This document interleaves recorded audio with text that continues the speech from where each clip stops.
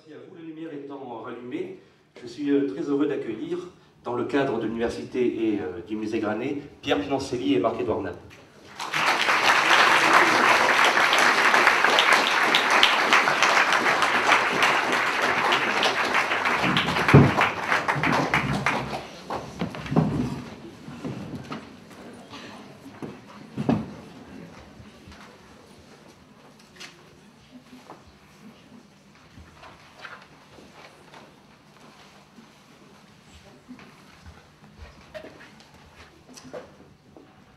Merci à vous d'être ici.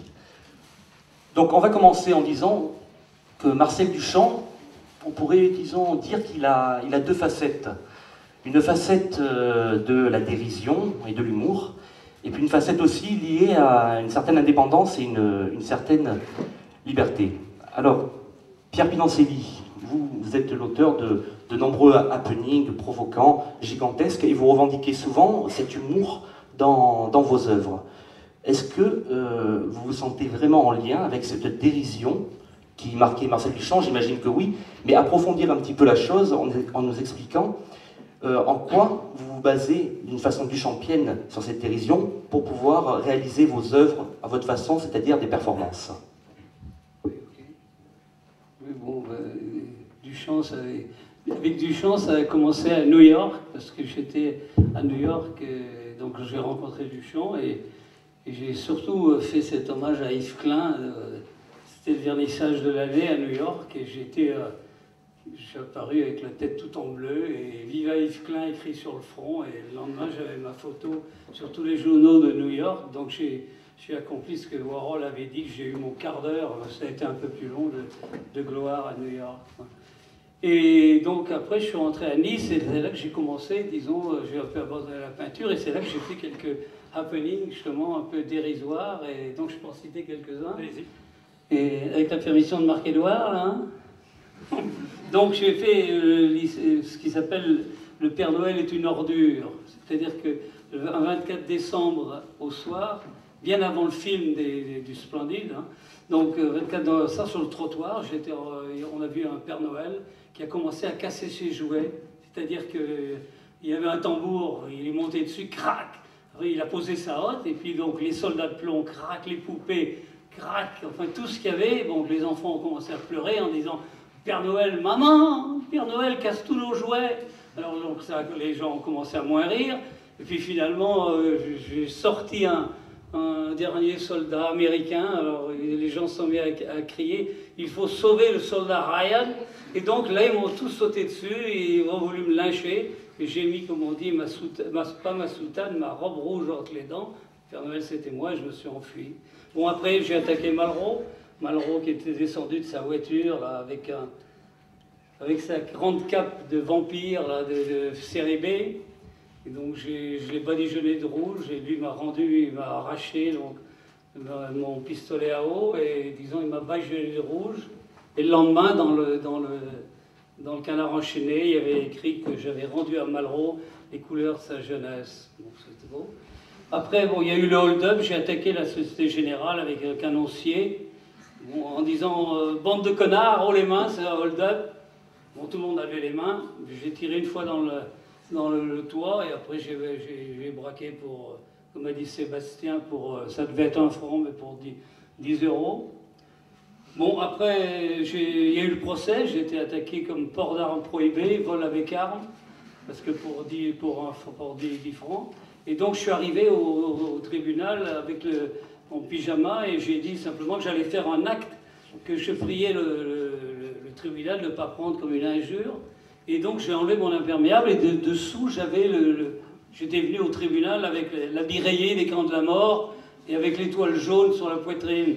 Donc ça a fait un scandale, et puis j'ai rien eu du tout. J'étais comme la technique du pouvoir, de l'institution vis-à-vis de moi, de mes actes, c'est dire oui, c'est un ringard, il ne faut pas s'en occuper, il ne faut surtout pas le condamner, petite peine, donc petit acte, donc ça vaut rien, donc on ne s'en occupe pas. Bon, après, au Sainte-Marie de la Mer, bon, je me suis enlevé l'oreille, je me suis arraché l'oreille droite, plutôt un taureau m'a arraché l'oreille droite, alors que j'avais dit un texte prémonitoire que je me couperais cette oreille droite un jour en hommage à Van Gogh, puisqu'en plus j'habite Céramide-Provence, donc il y avait une connivence un peu marrante. À Lyon, j'ai été Diogène dans la rue, nu dans son tonneau, un mercredi, le jour des enfants. C'est-à-dire que la police a fait exprès de ne pas m'arrêter, parce que disant c'est une pub, il y avait FR3, il y avait tous les photographes. Donc finalement, j'ai été amené au commissariat central. Ils sont venus parce que c'est... Et puis au commissariat central, le type m'a pris pour un dangereux illuminé. On dit d'habitude, les malades mentaux, ils montrent la nuit et au coin d'une rue, et vous montrez rue de la République devant tous les enfants, donc vous êtes un dangereux malade mental. Bon, ils m'ont enfermé, et puis le préfet, quand il a su que c'était moi, le préfet de Lyon m'a fait libérer. Donc je n'ai pas voulu sortir de la prison, bon, ainsi de suite. Donc ils m'ont été obligés de m'expulser par la force, donc je suis le seul au monde prisonnier qu'on a dû expulser de sa prison par la force. Bon, après à Paris, j'ai bientôt fini, j'ai fait les carambars du Panthéon, c'est-à-dire que quand le cadre du Panthéon, le lendemain du discours de Chirac, donc il y avait le tableau, le cercueil de Malraux enveloppé d'un drapeau tricolore, il y avait le dieu des morts égyptien Osiris, et à gauche il y avait l'homme qui marche de Giacometti, et là je me suis amené tout doucement sur les chaussures de crêpe, et il y avait deux gardes républicains qui gardaient le cercueil, et là donc j'ai jeté une poignée de carambars, de 100 carambars, sur le cercueil de Malraux. Donc les gardes républicains affolés ont entendu le bruit des carambars qui avaient sur le cercueil, et donc ils m'ont pris, mais personne n'a osé rentrer dans le Panthéon. Il y a une sorte, je ne sais pas si vous connaissez, il y a une sorte de nef circulaire où personne ne met les pieds. Bon, et alors donc là, ils m'ont soulevé et ils m'ont remis à l'extérieur. Il y avait une foule considérable qui montait en sens contraire, et ils m'ont mis les gardes noirs. Vous savez, dans tous les musées, il y a des types malabars, en général ils sont noirs, ils font 1m90. Et alors, comme ils ont voulu m'expulser, donc, mais comme la foule venait en sens contraire, donc ils m'ont élevé au-dessus d'eux et ils m'ont transporté comme une sorte de palanquin humain. Et moi, à la limite d'être sur ce palanquin au milieu de la foule et tout, je me suis pris pour le pape et je me suis mis à bénir la foule. Et alors donc je bénissais la foule, les gens sidérés qui me regardaient, et les policiers. Voilà. Bon, après, un truc marrant, j'ai à Saint-Paul-de-Vence, à la galerie de la Salle, c'était l'anniversaire de 30 ans de l'école de Nice. Et là, j'ai fait un acte qui s'est mal terminé.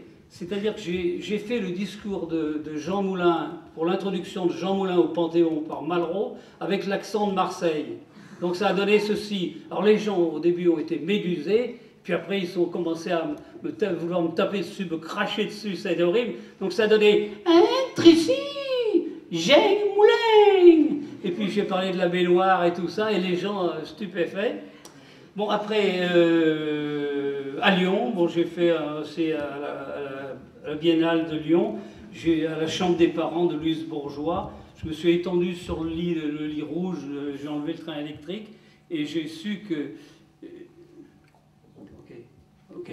Donc, je me suis étendu sur le lit, et là, les gardiens ont commencé à me tabasser, et là, j'ai pris une sorte j'ai mimé une scène d'épilepsie, c'est-à-dire que j'ai commencé à baver, et je me suis arqué complètement en arrière. Donc les gens médusés m'ont laissé tomber, ils ont appelé les pompiers, ils ont appelé le SAMU, puis tout d'un coup, je me suis ébroué comme un petit cheval, et disant... Mais non, ça va, ça m'a passé. Et j'ai su après coup que Louise Bourgeois avait sculpté 10 ans avant une sculpture qui s'appelait Épilepsie, 2 corps arqués en marbre blanc. Donc ça m'a... Puis après, bon, à Cali, en Colombie, je me suis coupé un doigt pour Ingrid, et voilà, pour Ingrid Betancourt. Voilà un peu, côté un peu dérisoire.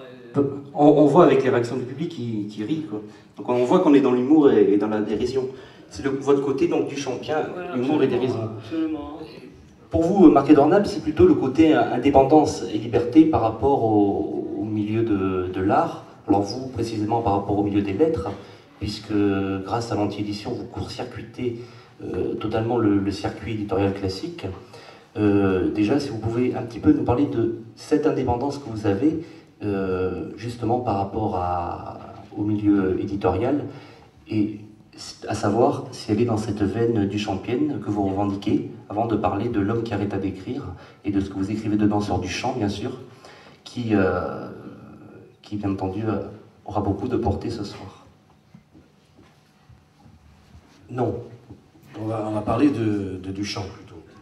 Il y a un très gros boulot à faire sur Marcel Duchamp pour tout artiste vivant, ou contemporain comme ils disent, pour essayer de, si vous voulez, de démarcel Duchampiser Marcel Duchamp. C'est un de ceux qui ont été le moins bien compris. À côté de lui, Picasso n'a jamais posé aucun problème à aucune période de sa peinture ni de sa vie. Donc ça, c'est une question qui doit se poser à tout artiste, et pas seulement à quelqu'un qui fait de la peinture ou qui veut exposer des choses, mais aussi à quelqu'un qui écrit. Parce qu'il ne faut pas oublier que Duchamp est un peintre totalement littéraire, qui à cause justement de ses frères, parce que vous savez qu'il était d'une famille de 3 frères et une sœur, et les 2 frères étaient au-dessus de lui c'était le plus jeune, et il y avait un frère qui était peintre et l'autre qui était sculpteur. Donc lui, il s'est mis dans cette mouvance de peinture en s'apercevant très vite qu'il devait faire encore autre chose.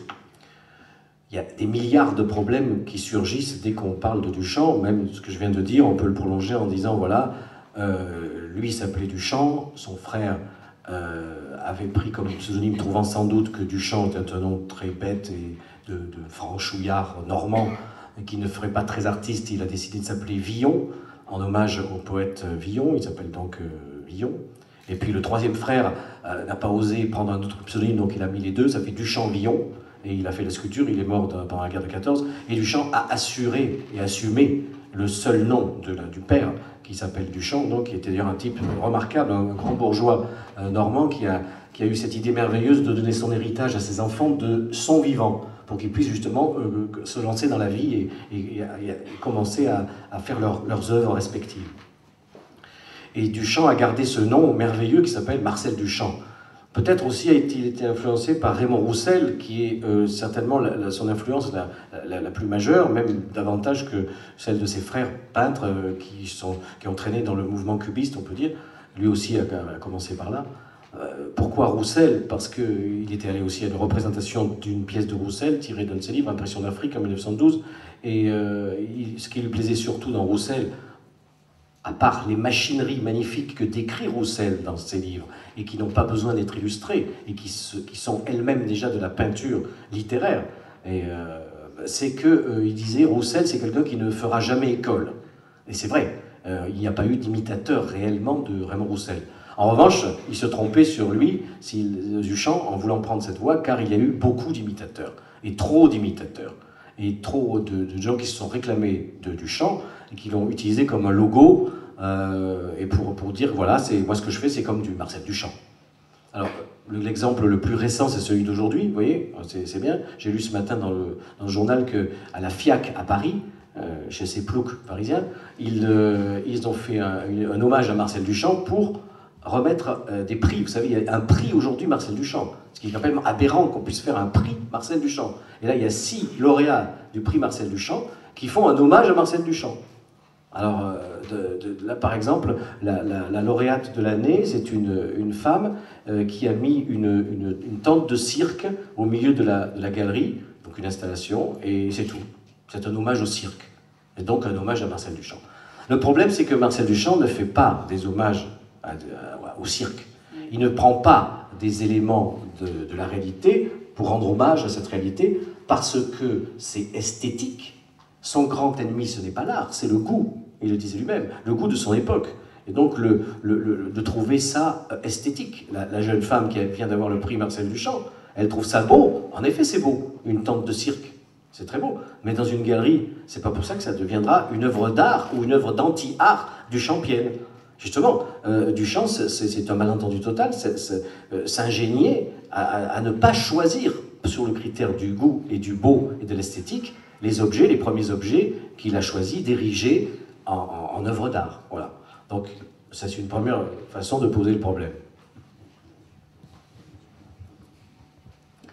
Alors, on va revenir vers vous, Pierre Pinoncelli, notamment par rapport au happening, au double attentat que vous avez fait sur l'urinoir de Duchamp. Alors, il y a une juriste qui s'appelle Agnès Tricoire, dont vous avez sûrement dû entendre parler. Alors, elle dit dans l'un de ses livres... C'était l'avocate du Centre Georges Pompidou. Voilà. Elle dit dans un de ses livres qui s'appelle « Petit traité de la liberté de création », à l'intérieur, elle dit, je la cite, l'artiste performeur Pierre Pinoncelli souhaitait démontrer, tout en cherchant à s'attirer la gloire de Duchamp et en prétendant qu'il était, par son geste artistique, devenu le co-auteur de l'œuvre brisée. Alors, s'attirer la gloire de Duchamp, et un autre juriste, qui s'appelle Bernard Edelman, a écrit un article dans la revue Dalloz où il vous qualifie de parasite de la gloire. Il parle de parasitisme de la gloire, à savoir que le parasitisme est en réalité une notion de droit commercial qui revient à s'approprier le mérite d'un autre et d'utiliser ça pour soi-même. Qu'est-ce que vous pourrez répondre à cela, puisque vous revendiquez être aussi le co-auteur de l'œuvre de Duchamp? Oui, parce que bon, le parasitisme, ça fait pou, ça fait comme un insecte déplaisant qui se colle sur le corps des autres pour profiter de la chair des autres, la chair d'autrui. Bon, c'est-à-dire, Duchamp, d'abord, premièrement, c'était pas un parasitisme, du fait que c'était un hommage à Duchamp. Les gens auraient bien voulu que tous ceux que j'ai accompli ce geste sur l'urinoir pour un peu redonner à l'urinoir ces vertus de provocation, un peu de remise en question de l'art. Et donc, pas du tout pour m'attirer une gloire. On avait dit déjà ça de Malraux, de quel droit j'attaquais un ministre, un homme comme Malraux pour le badigeonner de rouge, mais de quel droit? Le droit, premièrement, je l'ai pris. Duchamp, il a bien déclaré que c'était un urinoir. C'est de l'art. Moi, j'ai déclaré que mon acte était une performance. Alors vous avez voulu inverser le processus artistique de Duchamp. Voilà, donc Duchamp avait pris un objet industriel et l'a transformé en œuvre d'art. Donc j'ai fait ce qu'on appelle, que Duchamp lui-même avait appelé comment on appelle ça, un ready-made réciproque. C'est-à-dire que d'un objet industriel transformé en œuvre d'art, j'ai refait un objet industriel. C'est-à-dire en urinant dedans, je cassais, disons, en plus en urinant dans un urinoir, donc je cassais le fait que c'est une œuvre d'art, c'était bien une pissotière, puisque j'avais uriné dedans. Et en plus, donc j'ai forcé l'État à se ridiculiser pour me condamner pour avoir uriné dans un urinoir. Donc si on ne peut pas uriner dans un urinoir, bon, même s'il y a une bonne foi flagrante dans ce que je raconte, bon, où est-ce qu'on va? Oui, c'est un combat de sacrilège, c'est ça qui est intéressant. C'est-à-dire que c'est le sacrilège de Duchamp dans les années 10 de faire d'un urinoir une fontaine, parce que ça c'est le titre qui est choquant, qui a choqué. Et toi, tu as sacrilégé le sacrilège. Voilà. Donc c'est le blasphème au carré, donc c'est intéressant. Et puis, ce qu'il faut rappeler, c'est que tu lui as demandé la permission, enfin il le savait, et tu l'as rencontré. Oui, je ne lui ai pas dit que j'allais le casser. Mais il savait que tu pouvais faire un geste, une performance sur un ready-made, sur voilà, une œuvre qui est déjà sacrilège. Voilà, exactement. C'est un geste iconoclaste sur une œuvre elle-même iconoclaste. Voilà. Iconoclaste au vrai sens du terme, donc pour casser l'image. C'est que des jeux de cassage. De toute façon, chez Duchamp, on est dans un univers de quelqu'un qui casse, qui ne pense qu'à casser. C'est un destructeur, mais un destructeur qui a travaillé toute sa vie. Il faut bien comprendre ça. C'est pas du tout un branleur qui a comme ça des idées de temps en temps. Pas du tout. Il pensait à ça toute la journée, que ce soit sur les mots qu'il travaillait. Et tu as parlé tout à l'heure. Vous avez parlé de Lacan. C'est vrai qu'il y aurait presque une analyse lacanienne à faire de tout son travail sur le langage, mais aussi de la brisure, de la cassure. Et donc ce coup de marteau que Pinoncelli a donné à l'urinoir de Duchamp est aussi un écho, quand on connaît l'anecdote, à son grand verre. Duchamp travaillait pendant des années, il était très obsédé par une œuvre immense qui était faite principalement en verre. Il disait d'ailleurs que les œuvres étaient terminées quand on arrêtait de travailler dessus, même si elles étaient inachevées, ce qui est déjà très intéressant. Et alors, comment arrêter de travailler sur une œuvre sur laquelle on voudrait continuer à travailler toute sa vie? Eh bien, quand elle se brise, et c'est ce qui est arrivé au grand verre, et il n'aurait jamais pu imaginer une telle merveille, un tel miracle de la nature ou du hasard, c'est que ce grand verre, lors d'un transport, s'est brisé.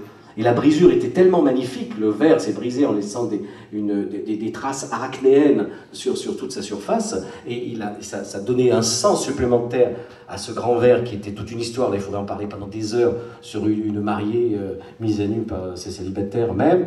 Et là, cette brisure, il l'a laissée, et c'est à ce moment-là qu'il a arrêté de travailler dessus, parce que c'était encore une fois un geste sacré qui n'était pas de lui, mais qui avait achevé finalement son œuvre. Voilà. Donc la brisure est toujours bienvenue sur une œuvre de Marcel Duchamp. Et alors, ce que je veux dire, pour corroborer ce que tu dis, Duchamp avait dit, d'ailleurs, il n'avait pas voulu le faire réparer, il avait dit « mon œuvre est beaucoup mieux cassée ». Et donc, parce que pour Duchamp, qui a toujours privilégié le hasard, il trouvait que c'était l'œuvre du hasard. Et moi, ce qui avait beaucoup choqué les gens du Centre Georges Pompidou, c'est quand je lui ai dit que moi, j'avais été le hasard de l'urinoir. C'est-à-dire que Duchamp, vivant, aurait dit, comme il avait dit de son grand vers, dont vient de parler Marc-Édouard, c'est en disant, il aurait dit « mon urinoir est beaucoup mieux cassé ». De la même façon que Duchamp avait dit de son urinoir, je crois pour une exposition à Philadelphie, il avait dit « il faut placer mon urinoir très bas, de façon à ce que les petits garçons puissent l'utiliser ». Et alors après, pareil, je m'étais servi de cette parole de Duchamp pour dire ce jour-là, à Nîmes, j'étais redevenu un petit garçon en urinant dans l'urinoir de Duchamp. Exactement. Et alors le hasard aussi, tu parles du hasard, sa conception du hasard, c'est très intéressant quand on étudie ce qu'il a écrit sur le hasard. Pour lui, il n'y avait pas un hasard. C'est-à-dire que c'est pas comme un dieu qui s'appellerait hasard et qui décide que un jour Pidoncelli va briser son urinoir ou que le grand verre va se briser. Il y a une multitude de hasards. Chacun a son propre hasard, disait-il. Et la preuve, il donnait, vous voyez, la preuve c'est que chacun a sa façon de jeter les dés pour arriver à faire un coup de dé. Voilà, on retrouve Mallarmé là-dessus, justement. Voilà. C'est très intéressant qu'on parle un peu de cet aspect enfantin aussi de Duchamp, ce goût d'enfance qui n'a rien à voir avec le n'importe quoi dans lequel croient travailler les sinistres personnages de l'art contemporain qui ne sont pas du tout drôles et qui n'ont pas cette volonté comme il disait, de rajouter une touche de sérieux sur l'humour. Et c'est ça qui sera encore plus drôle. C'est ça qu'il pensait. Déjà, on l'a vu dans le diaporama tout à l'heure, c'est déjà une idée merveilleuse, je trouve, pour un type qui devait avoir, déjà à l'époque, au moins une bonne cinquantaine d'années. C'est que quand on lui a proposé de faire enfin un livre conséquent sur toutes ses œuvres, c'est vrai que c'est assez normal, et puis c'est un beau livre d'art, on imaginait tout à fait ce que ça aurait pu être. Il a dit non, j'ai une meilleure idée, je vais faire une boîte en valise, c'est-à-dire qu'il va reproduire chacune de ses œuvres en petit format, les toiles, les sculptures, l'urinoir bien sûr, et puis tous les ready-made possibles, en miniature, dans une espèce de boîte transportable, comme un musée portatif, qui ressemble évidemment aux boîtes qu'ont d'ailleurs plutôt les petites filles, c'est là où on retrouve son côté rose c'est la vie, en fillette, c'est-à-dire, vous savez, des petites boîtes, des petites valises pour faire des dînettes avec la petite tasse, la petite cuillère, le pot, etc. Voilà. Donc ça c'est merveilleux déjà, tiré à plusieurs exemplaires. Il n'y avait pas de livre, il y avait un musée portable sous forme de valise qu'on déployait et on avait toutes les œuvres de Marcel Duchamp réduites en physique, en dur. C'est ça qui est merveilleux. Et à la fois, elles ne veulent plus rien dire. C'est un sacrilège sur ses propres œuvres. C'est-à-dire arriver à faire un urinoir de 1,5 cm tenu par un bout d'élastique dans une valise, évidemment c'est presque un peu frustrant pour celui qui a envie de feuilleter un joli livre d'art avec des études très gloseuses sur l'œuvre et la dimension métaphysique de l'œuvre du peintre, etc. Voilà. Donc, ce côté enfantin, il ne faut jamais l'oublier chez Duchamp, et il l'a suivi toute sa vie. Alors, Marc-Édouard Nappe, vous parlez justement des héritiers de Marcel Duchamp. Donc, dans votre livre, L'homme qui arrêta d'écrire, vous décrivez longuement une scène qui se situe donc au Palais de Tokyo, donc un cocktail, disons, mondain, dans laquelle vous faites intervenir d'ailleurs Pierre Pidoncelli, qui vient perturber la soirée en cassant l'urinoir de Duchamp. Il faut savoir que vous ne connaissiez pas Pierre Pidoncelli à l'époque, vous ne l'aviez jamais rencontré. Et dans cette scène, vous parlez longuement des héritiers de Marcel Duchamp. Alors, il y a une phrase que j'aimerais citer là-dessus, si vous me le permettez. Je cite Marc-Édouard Nappe dans L'homme qui arrêta d'écrire. « S'il revenait, Duchamp serait horrifié de voir les lourdeaux et les gaffeurs qui se croient modernes à sa place. Sa pelle suspendue, qu'il appelait en avance du bras cassé, semble prémonitoire de l'appellation idéale des futurs artistes contemporains d'aujourd'hui. Ce sont des bras cassés du ready-made qui n'ont rien compris aux objets tout faits transformés en œuvres d'art, non par le choix de l'artiste, mais par son indifférence rigoureuse. Les ready-made devaient être choisis selon le critère suivant, ni beau ni laid. L'objet devait être indifférent à l'artiste. » En somme, qu'est-ce que vous reprochez réellement aux héritiers de Duchamp? Le fait de vouloir garder un côté esthétique dans leur ready-made? Oui. surtout que ça ne veut rien dire. Ça, il faut que ça dise quelque chose. Là, il a bien expliqué tout à l'heure, Pierre. Et oui, c'est ça qui est drôle dans ce livre, c'est que j'ai intégré comme personnage dans mon roman quelqu'un que je ne connaissais pas, dont j'avais entendu parler, dont j'avais apprécié le geste, et qui pour moi était un geste blasphématoire dans le milieu même de l'art contemporain. Donc j'ai imaginé la scène que Pierre a vraiment effectuée dans un autre espace et dans une autre époque, au moment même de la scène que j'ai inventée au Palais de Tokyo avec tous les imbéciles, les snobinards du monde de l'art contemporain d'aujourd'hui. Voilà. Mais c'est Sébastien qui nous a présenté. Donc là, vous avez un petit happening déjà, une petite performance, c'est le médiateur entre l'écrivain et son personnage. Voilà, et qui se retrouve ici en public devant vous. Oui, c'est grâce à Marc-Édouard que je suis devenu un personnage de roman. Ça m'a beaucoup amusé, justement, sauf qu'il me voyait avec les yeux de l'amour, puisqu'il me voyait grand comme un camionneur, avec d'énormes bras, et voilà, donc j'ai trouvé très amusant. Voilà. Et oui, sur les héritiers, on peut dire, de Duchamp, ce qui leur manque aussi, c'est cet humour dont on parlait, qui n'est pas forcément de la dérision, si vous voulez, mais pour moi, il y a un seul héritier réel aujourd'hui en art contemporain, parce que je ne suis pas obtus contre le principe d'art contemporain, puisque moi-même je suis un artiste contemporain, on peut dire. Eh bien, c'est Maurizio Cattelan, qui est l'artiste italien, qui lui, sans recopier justement Marcel Duchamp, c'est ça qui est bien, et sans lui rendre hommage absolument en marchant sur ses traces, comme font les gens qui sont primés aujourd'hui dans les prix Marcel Duchamp, il donne le change, si vous voulez, d'un esprit contestataire de l'art contemporain lui-même, pour en montrer à la fois l'absurdité et tout en réalisant des objets. Parce que ce qu'on oublie de dire, c'est que il était contre le savoir-faire, Marcel Duchamp, dans une certaine optique qui est celle de la peinture. La peinture avec une palette, des tubes, de l'huile et de l'odeur de la térébenthine qu'il a supporté. Mais c'est quand même un fabricateur. On pourra en parler tout à l'heure avec la dernière installation, qui est la première de l'histoire des installations, qui est cette dernière œuvre cachée, qui est étant donné. Mais ce qui me plaît, moi, chez Cattelan, c'est qu'il fabrique aussi. Exactement, ce sont des objets, des choses faites.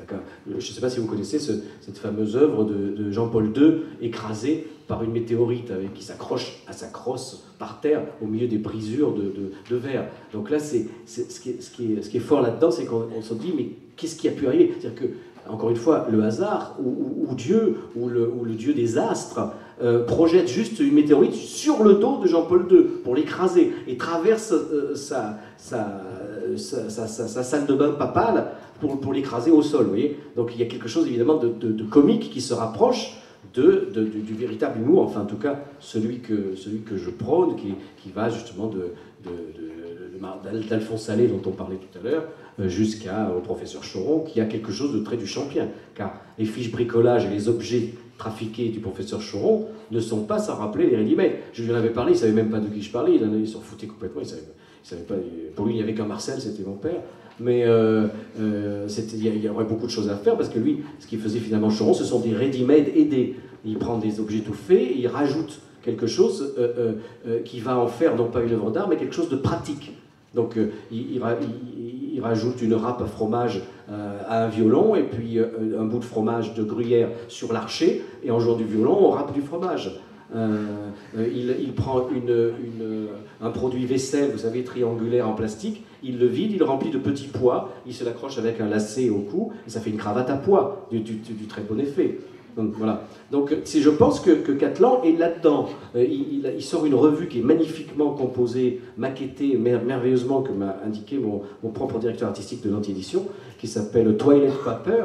Voilà, donc une provocation, papier toilette, mais si tous les papiers toilettes étaient comme ça, qui est une merveille, où il y a quelque chose de très harakirien dedans. Ce sont des photos, on voit un curé qui se pique avec de la drogue, on voit des têtes de porc maquillées comme des putes, vous voyez tout ça, donc il est là-dedans, Cattelan. Et donc cette œuvre de Jean-Paul II, écrasée par la météorite, j'en parle dans L'Homme, et j'ai appris dernièrement un autre happening, alors là, qu'il a pu faire aussi, qui est plus classique, presque, on peut dire, qui je trouve très très bien aussi, qui rapproche celui de Pierre, par exemple, à la Société Générale. C'est qu'il s'est contenté dans une exposition d'aller voler toute l'exposition de son confrère qui était dans la galerie d'à côté. C'était Amsterdam, le peintre Appel avait apporté ses tableaux et tout son matériel emballé dans des papiers, dans des cartons, et il a volé tout le matériel, Cattelan, et il a exposé dans sa galerie sans le déballer, comme étant ses œuvres à lui. Alors évidemment, ça a créé un certain effroi, surtout chez le peintre Appel qui cherchait ses tableaux pour les exposer. Et il les a trouvés dans la galerie à côté. Les flics sont venus, on a demandé des explications, il a fallu qu'ils ramènent tout.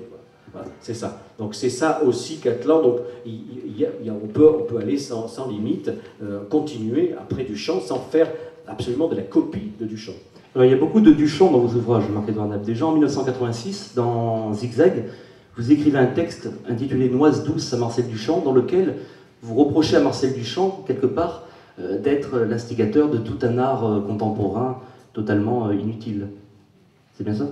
Oui, déjà j'ai commencé, voilà, c'est pas que chaque artiste est responsable de son héritage, mais oui, moi je pense qu'on peut fouiller dans l'œuvre de chacun, des grands initiateurs des arts modernes de toutes époques, et y trouver déjà les ferments par perversité qu'ils ont placés pour que ça devienne du n'importe quoi après eux le déluge. Ça c'est exact. Voilà, enfin, c'est pas une critique particulière de Duchamp lui-même. Pierre Piloncelli, un petit mot peut-être sur ce que vous pensez, vous, des héritiers de Marcel Duchamp. Oui, non, mais je voulais dire simplement à Marc-Édouard de rappeler que Duchamp adorait, dans son livre de chevet presque, c'était le catalogue de la manufacture française d'objets, la Manu France, quoi, où il y avait tous les objets, et Duchamp trouvait ça génial, comme si c'était déjà des ready-made, quoi, des objets qu'il n'avait plus qu'à signer. À la limite, il disait qu'il aurait signé tout le catalogue de Saint-Étienne, de l'ancienne Manu France, quoi. Idée qu'a reprise Jean-Jacques Schub, autre écrivain marseillais, un ami à moi, qui a commencé comme ça d'ailleurs son premier livre, Rose Poussière, qui est devenu un livre mythique des années 70, en recopiant exactement tous les textes du catalogue de manufacture, et après en déclinant cette idée qu'on peut très bien justement faire une page de littérature sans qu'elle soit de soi.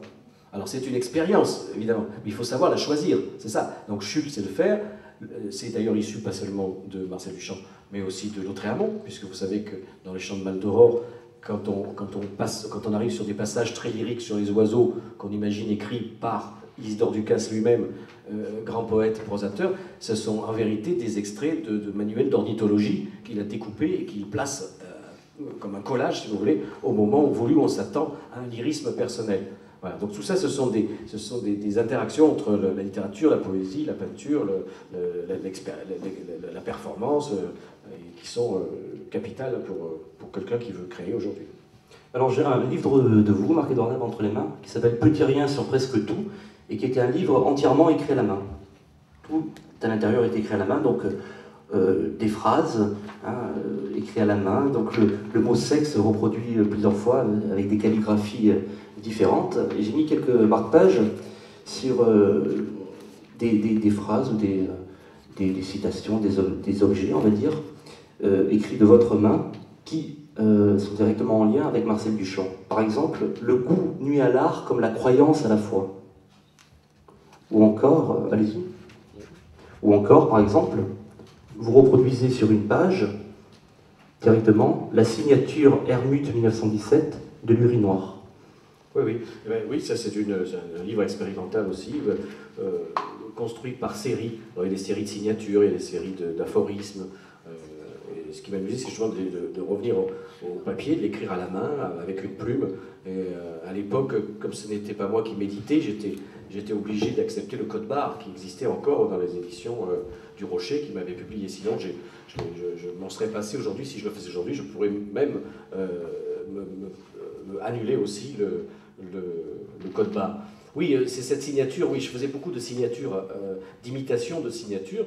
Et là, il m'a semblé amusant de prendre une page blanche et d'écrire justement Hermut, qui est la fameuse signature de Duchamp, dont on pourrait parler aussi, parce qu'elle est problématique, parce que c'est l'œuvre de Duchamp donc il a fait connaître, et qui est le fameux urinoir, on y revient, on n'en sortira jamais, et qui est signé par Hermut et non pas Marcel Duchamp. Donc pourquoi Duchamp n'a pas signé l'urinoir Marcel Duchamp? Pour montrer que justement lui avait choisi cet urinoir pour en faire une œuvre d'art. Pourquoi? Peut-être que vous avez la réponse, Pierre Pinoncelli? Non, mais c'est une question. Tu as la réponse? Non. Je pose la question pour y réfléchir. Ça a été expliqué de plusieurs manières. Les gens ont envisagé, premièrement, ça aurait pu être tiré d'une série qui était très connue à l'époque à New York, qui s'appelait Jeff and Mudd. Donc c'était là. Et puis alors, simplement aussi qu'il avait acheté son urinoir dans un magasin qui s'appelait Mott, et c'était un simple marchand de sanitaire et de plombier. Donc là, et puis simplement, il ne voulait pas être reconnu, parce que Duchamp était célèbre en 1913. Duchamp, il y a eu l'Armory Show à New York, et donc Duchamp avait présenté son nu descendant l'escalier, et donc les Américains ont trouvé ce tableau, ce mélange de cubisme et de futurisme extraordinaire, et Duchamp est devenu presque instantanément célèbre à New York, aux États-Unis. Et donc il a signé Hermut parce qu'il voulait tester d'une façon un peu amusante le jury, on appelle ça le leitmotiv du Salon des Indépendants, c'est-à-dire no prize, no jury.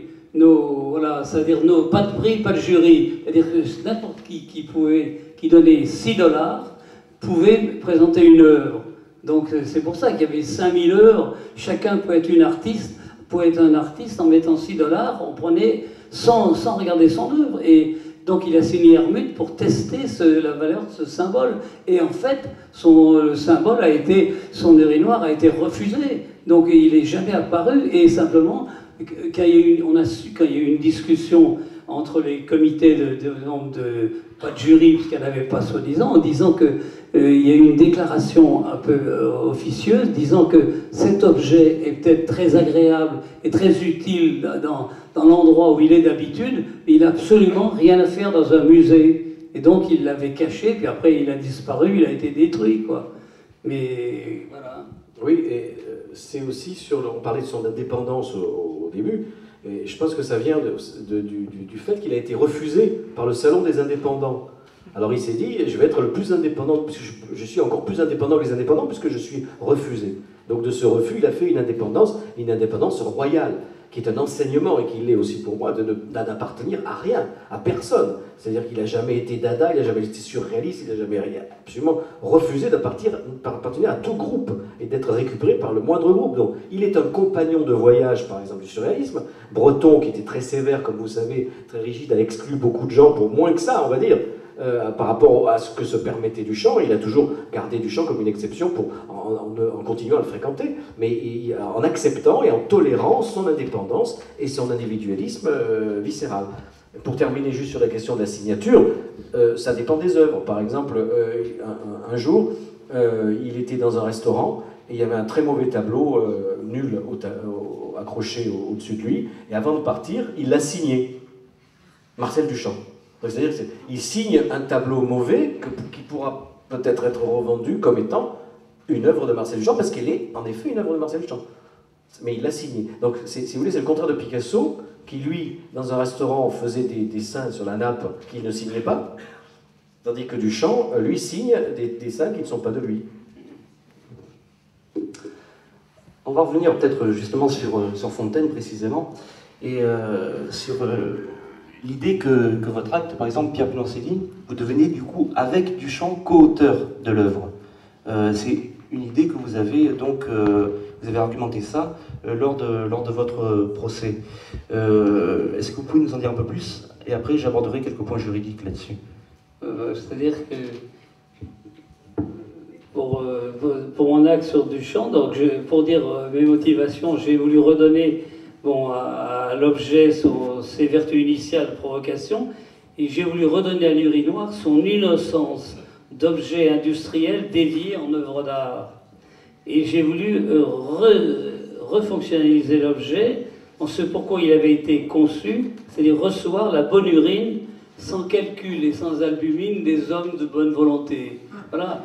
Donc, et j'ai fait un hommage, et je dis, et des femmes qui urinent debout aussi, les valeureuses.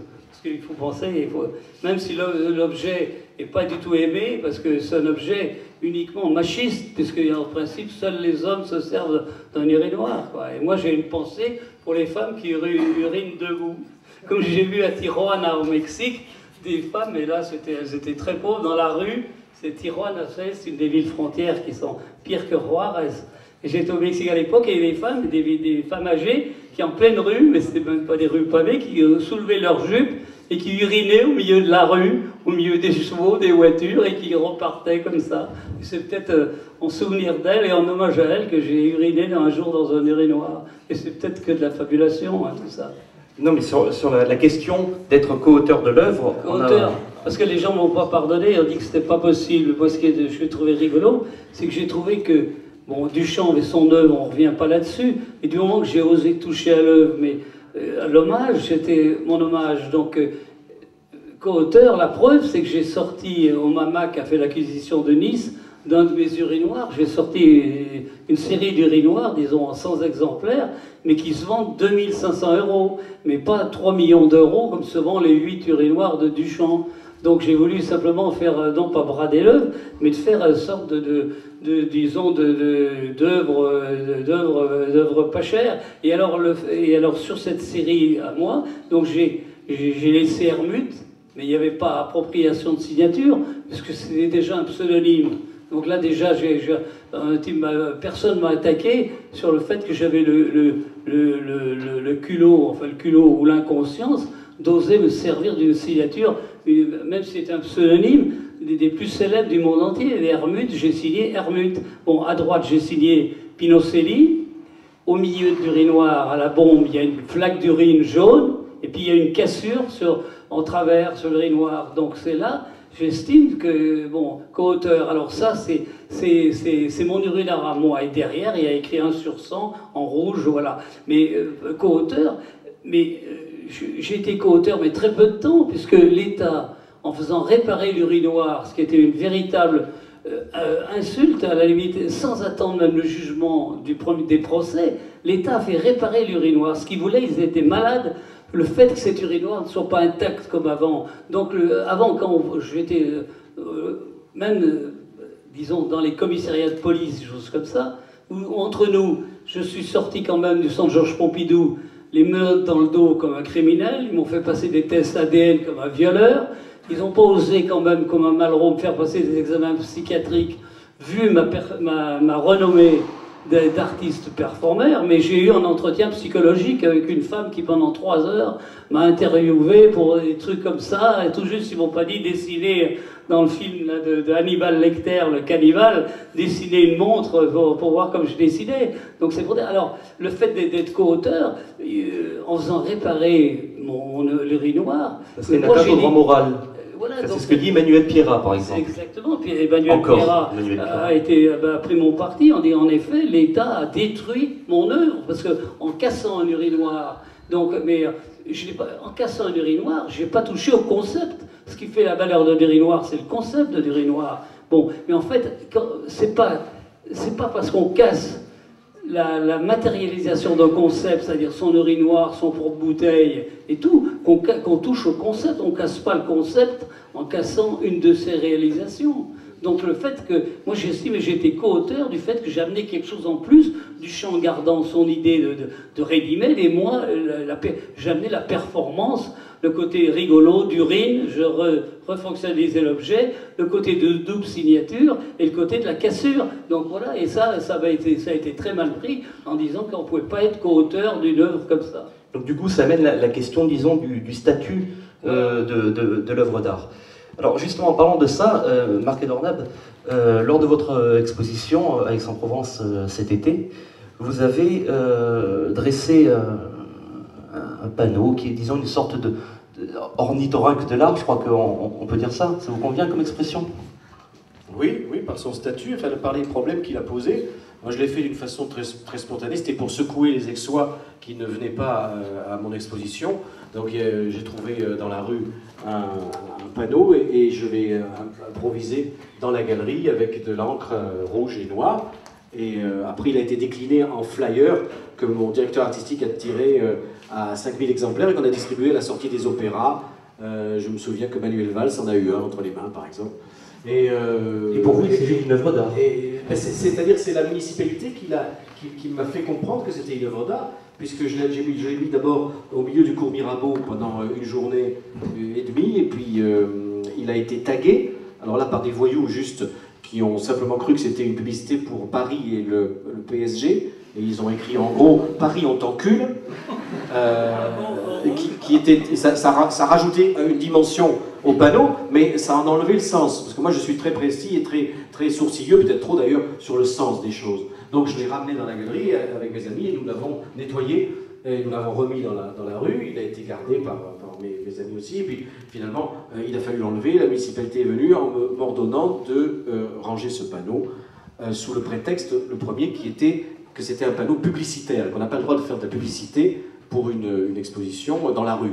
Voilà, je veux bien. À côté de chez nous, il y avait une horlogerie, je crois, ou un joaillier qui avait un panneau aussi qui incitait les gens à rentrer dans sa boutique.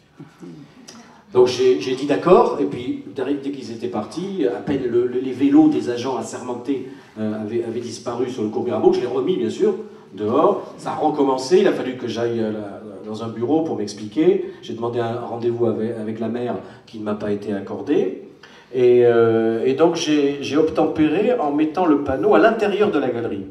Mais très visible bien sûr, parce qu'il y a une vitre, ça tombait bien, dans la galerie, qui donnait sur le cours Mirabeau. Et là, pareil, donc là, j'ai encore eu des remarques, et on a failli par revenir en me demandant d'enlever absolument le panneau, parce qu'on le voyait. Mais alors à ce moment-là, c'est là où je pose la question juridique. Ce n'est plus pour la raison que c'est un panneau publicitaire, puisqu'il est à l'intérieur de la galerie. Donc il fait partie de mon exposition, même si mon exposition était faite de portraits d'artistes qui n'ont rien à voir avec ce panneau. Alors comment se fait-il que le même panneau à l'intérieur devienne une œuvre d'art que je peux légitimer comme telle, faisant partie de mon exposition, et juste derrière la vitre, encore une histoire de vitre, et de verre, et de grands verres, qu'on aurait pu briser d'ailleurs, parce que j'ai eu vraiment beaucoup de remarques et des gens très menaçants qui sont devenus des aixois, s'estimant plus qu'eux-mêmes. Et comme je disais à ceux qui venaient avec la bave aux lèvres et vraiment très, très violents, je leur disais que s'ils venaient, c'est qu'ils se considéraient eux comme ploucs. Sinon, ils n'avaient aucune raison de se sentir concernés par le panneau. Et donc, de votre gueule, la connotation sexuelle du verbe fou, de foutre donc, dans l'expression même, se foutre de la gueule de quelqu'un, est considéré comme une obscénité. C'est exactement comme si le professeur Choron, pour revenir à lui, s'était déshabillé, avait montré son sexe, ou l'avait trempé dans une coupe de champagne, comme il le faisait d'ailleurs 5 fois par jour. Pourtant, on trouve pire, hein, parce qu'on fait des histoires pour ça, mais je te rappelle quelques faits qui ont été mentionnés par une sociologue qui s'appelle Christine Surgin, dans un livre intitulé Les mirages de l'art contemporain. Alors, au palais de Tokyo, Jota Castro exposait une vidéo où le drapeau tricolore était injurié. À côté, il affichait l'article de la loi française punissant ce fait de 4 500 € d'amende. Suivait un chèque de ce montant signé par l'association des amis de l'artiste. L'œuvre était donc un délit exposé dans un lieu financé à moitié par le contribuable. Donc voilà, peut-être un petit mot, Pierre Pinoncelli, là-dessus. C'est un acte du champion, sûrement, ce panneau. Oui, je n'ai pas bien compris ce que... Je n'ai pas bien compris. Et là, j'avais dit dans mon discours que peut-être dans 100 ans, il serait au musée Granet. Vous voyez, le temps a été raccourci, ça allait beaucoup plus vite. Voilà. Et je vous ai apporté l'authentique, si vous voulez, c'est comme si c'était l'urinoir d'origine, bien sûr, pas une reproduction. Un mot pour la fin, peut-être? Oui, la fin, il n'y a pas de fin, justement. Ce qui est bien, je trouve, c'est que, bon, je dis que simplement, enfin, j'ose dire en conclusion que de la même manière que j'avais redonné, c'est peut-être prétentieux de ma part, de la même manière que j'avais redonné vie à Malraux en le badigeonnant de rouge, j'avais redonné les couleurs de la guerre d'Espagne, je prétends que j'ai redonné vie à l'urinoir, disons en le sortant, disons de l'emprise muséale. Je suis désolé pour monsieur le conservateur ici présent, dont le mauvais effet, disons, du musée sur l'urinoir, qui en avait bloqué la course, Parce que l'urinoir, finalement, c'est beaucoup plus qu'un objet. Moi, j'ai l'impression que j'ai fait réintégrer l'urinoir dans une affaire, parce que l'urinoir est beaucoup plus qu'un objet, c'est une histoire. Donc une histoire qui continue, ce qui s'est appelé work in progress, c'est-à-dire qu'une histoire qui continue, qui est toujours actuelle, qui est toujours vivante. Et si j'ai quelque chose qui est valable dans mon acte, c'est bien d'avoir remis l'urinoir dans la vie, quoi. Mais tu sais, il ne faut pas se justifier. Quand on est un artiste, on ne se justifie pas éperdument et infiniment des actes qu'on a fait. Voilà. Donc tu l'as fait. Il y en a qui peuvent trouver que c'est une mauvaise action, d'autres une bonne action. Elle est là, et puis c'est l'essentiel. C'était pas un côté justificatif, c'était un côté descriptif. Hein. Voilà. Je te rectifie. Voilà. Donc, je me suis jamais justifié pour rien, hein. Donc, surtout voilà. pas pour uriner dans un urinoir. Exactement, même si c'est celui de Marcel Duchamp, voilà. Ou une reproduction. Voilà, et bien c'est Sébastien qui, grâce à lui, il nous a fait nous connaître et a été l'initiateur de cette petite réunion autour de Marcel Duchamp. C'est à lui de conclure. Ben écoutez, j'espère que cela vous a permis d'avoir, du moins maintenant, une certaine vision de Duchamp, qui ne soit pas forcément une vision académique, une vision de Duchamp que l'on trouve uniquement dans des livres, dans des encyclopédies, mais qu'on ait une vision de Duchamp vue par des artistes en activité et qui ne soient pas forcément des artistes de l'institution. C'est ça aussi qui est important, qu'il y ait des gens qui sont, malheureusement aujourd'hui, malgré les grands principes de liberté d'expression, etc., et tous les grands trucs qu'on nous dit tous les jours dans les médias nationaux, je ne citerai pas de chaînes, ni de journaux, on met des gens comme ça au rencard alors qu'ils ont des choses à dire sur des sujets précis, et ils connaissent des choses extrêmement précises sur ces sujets. Alors moi j'ai envie de les remercier infiniment d'être venus et d'avoir voulu participer à cet événement et qu'on ait pu avoir cette rencontre avec vous qui, j'espère qu'elle marquera cette date du 7 novembre 2013. Merci à vous.